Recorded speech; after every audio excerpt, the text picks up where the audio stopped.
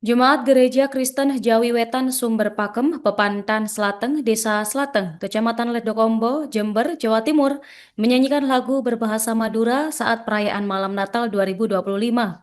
Nampak puluhan jemaat umat Kristen di Gereja Jember Utara tersebut menyanyikan lagu puji terhadap Yesus Kristus menggunakan berbahasa Madura secara kompak pada Rabu malam 24 Desember pukul 19 waktu Indonesia Barat. Mereka bernyanyi dengan diiringi musik gitar, dan hal tersebut membuat suasana perayaan malam Natal para jemaat gereja ini kian meriah. Selengkapnya, pemirsa, informasi akan disampaikan oleh jurnalis Tribun Jatim Timur. Rekan Imam Nawawi, silakan laporan Anda.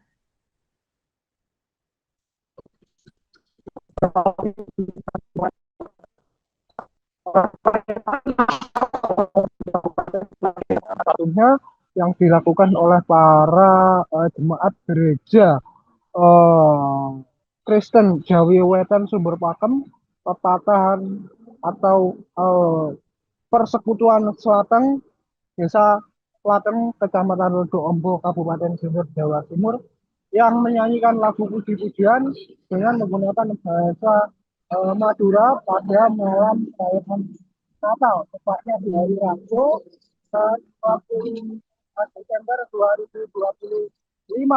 Eh, Nyanyian puji-pujian yang dilontarkan menggunakan bahasa lokal ini juga diiringi musik gitar. Sehingga hal tersebut membuat suasana eh, malam Natal kian meriah. Bahkan eh, ada sekitar 90 jamaah yang berada di lokasi gereja yang berada di kawasan Jember Utara ini.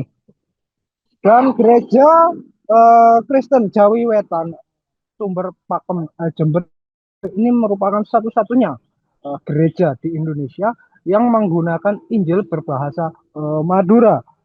Dan penggunaan Injil berbahasa Madura ini juga telah dibukukan sebanyak 1783 lembar yang diterbitkan oleh Lembaga Alkitab Indonesia pada 1994.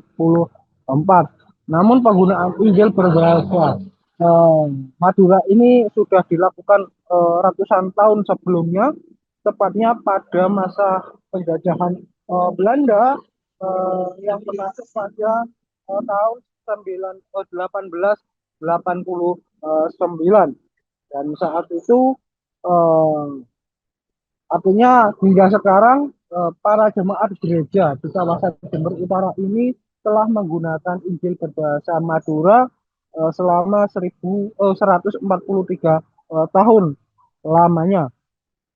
Dan penggunaan Injil berbahasa Madura ini dikenakan oleh seorang pendeta pribumi pertama yang dibaptis oleh misionaris Belanda pada tahun itu bernama Pendeta Ebbing yang kini mendapatkan gelar sebagai guru Injil karena telah membumikan Injil ke dalam bahasa Madura sehingga mudah dipahami oleh masyarakat lokal. Awal mulanya penggunaan Injil berbahasa Madura ini sebagai upaya agar firman Tuhan mudah dipahami oleh masyarakat di kawasan Jember Utara yang notabene rata-rata adalah pendatang dari Pulau Madura Sumeneb. Seiring berkembangnya waktu, hingga kini Injil tersebut masih terus digunakan guna menjaga warisan para leluhur, khususnya para pendiri gereja Kristen Jawi Wetan Sumber Pakem Jember. Selain Injil berbahasa Madura, gereja ini juga memiliki beberapa kitab pendukung lainnya yang berisi puji-pujian terhadap Tuhan dengan menggunakan bahasa Madura yang ditulis Latin. Hal itu sebagai pendompleng untuk memujudkan rasa syukur terhadap Tuhan yang Maha Esa. Dan ada sebanyak 200 lagu yang diterjemahkan dalam bentuk bahasa Madura oleh umat gereja yang berada di kawasan Jember Utara ini. Mungkin hanya ini Nurma yang dapat kami laporkan. Saya Imam Nawawi dari Kabupaten Jember kembali ke studio. Terima kasih rekan Imam dan selamat bertugas kembali. Itu kalau sesuai dengan catatan sejarah memang dari asalnya, dari sononya. Jadi sudah sejak zaman ndak enak itu sudah berbahasa Madura. Kenapa memakai itu?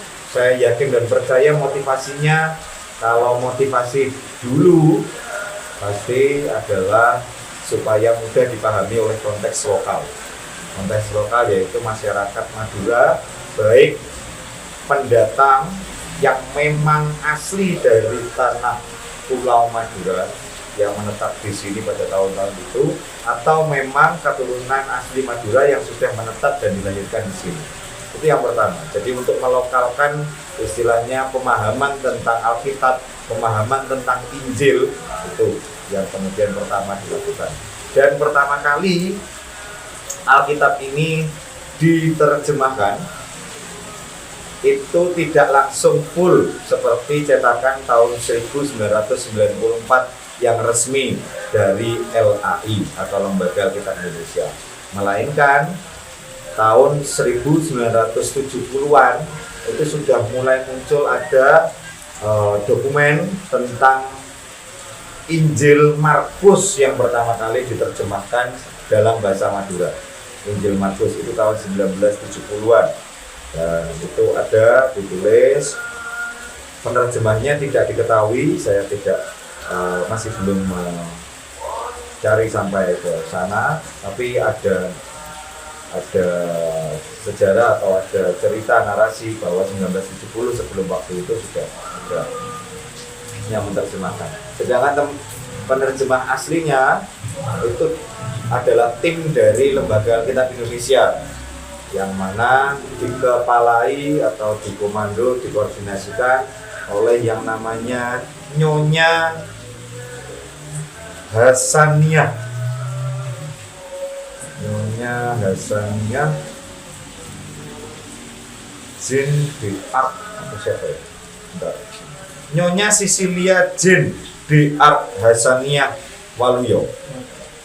Itu nama beliau yang turut menerjemahkan. Jadi Nyonya Sisilia Jin di Art Hasaniyah Waluyo. Beliau adalah seorang anggota gereja, juga disebut penerjemah utama, jadi yang menentukan bagaimana bahasa Alkitab itu. Kalau jenengan buka di Alkitab itu bahwa setiap kali penerjemahan Alkitab itu dimulai dan diakhiri disahkan dalam konferensi Wali Gereja Indonesia atau KWI. Sedangkan kalau hari ini kami di dalam tata gereja kami GKJW itu dengan minimal KK di atas 15, di bawah 50 itu sudah bisa menjadi yang namanya pepantan. Pepantan itu gereja cabang bahasanya. Itu. Iya, Pak. Kalau bangunannya itu sejak kapan itu? Kalau bangunan yang ada sekarang ini kalau tidak salah 1996 ya Pak. Terakhir bangunan yang kelihatan itu yang sekarang ada dipakai itu 1996. Zamannya pendeta Pak Sarji berarti. Download Tribun X sekarang. Menghadirkan lokal menjadi Indonesia.